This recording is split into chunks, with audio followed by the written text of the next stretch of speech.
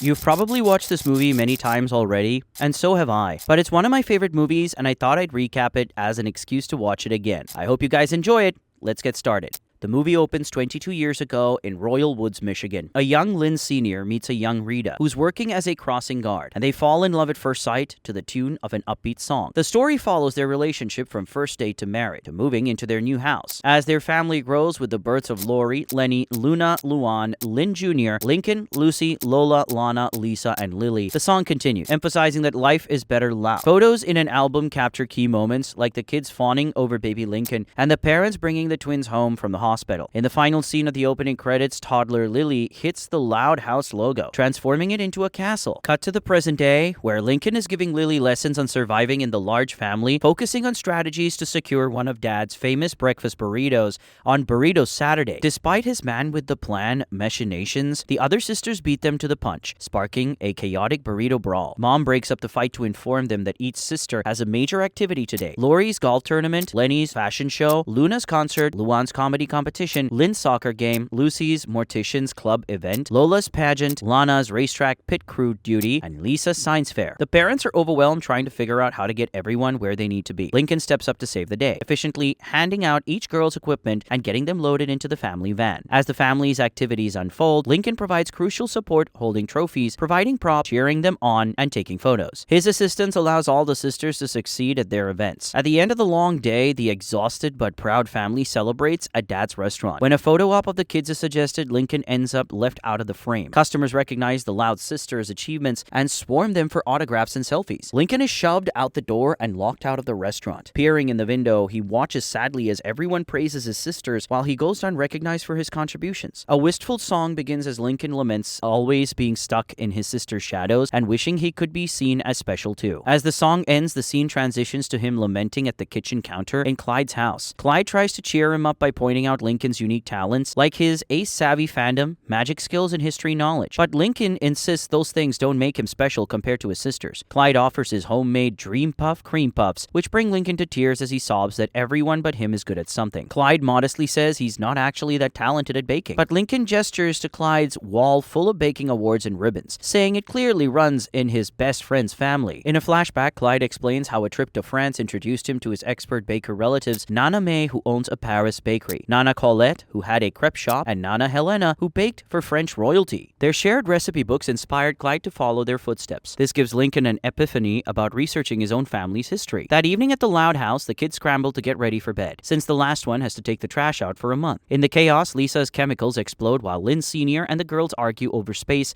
at the bathroom sink. Lincoln has a sudden burning question: where in the world are the Louds originally from? If they knew, they could take a vacation to meet their relatives. The idea excites the kids, who beg their parents to look into it. Lynn Sr. agrees he's no harm in finding out, but balks when Lisa requests a DNA sample, despising needles. Lisa scoffs that needles are for amateurs and subjects her dad to a series of wacky machines to collect the sample, to his chagrin and the others' amusement. Lisa's analysis determines that the Louds hail from a land of Caledonia, which she clarifies is Scotland. The kids are thrilled to have such an exotic heritage. Rita frets about the cost of the whole clan traveling there, but Lynn Sr. convinces her the kids deserve this special experience. The only problem? The vacation fun jar is empty, thanks to Lola draining it for teeth whitening. Undaunted, Lincoln declares they can make it work if they're a little adventurous. The next day, the family arrives at the airport with discount Class F tickets. When the plane takes off, it's revealed the Louds are hitching a ride in the cargo hold. An uplifting travel song begins as Lincoln unfurls a map showing their convoluted journey, skydiving into Paris, busing to Germany, training to Belgium, and then taking a hot air balloon towards Scotland, which gets blown off course. Quick thinking, Lincoln has them splash down near a submarine that delivers them to the shore of Loch Loud. The family rejoices at reaching their ancestral homeland, marveling at the quaint village. As they explore, the eccentric townsfolk greet them by name. To the Louds' pleasant surprise, handsome local lad Scott catches Lenny's eye. Word spreads rapidly that the Louds have returned, with villagers proclaiming it's a dream come true. The welcoming Angus, cattle groundskeeper, laughs that the town itself is named after them. Joyous singing breaks out as the Louds are paraded through Loch Loud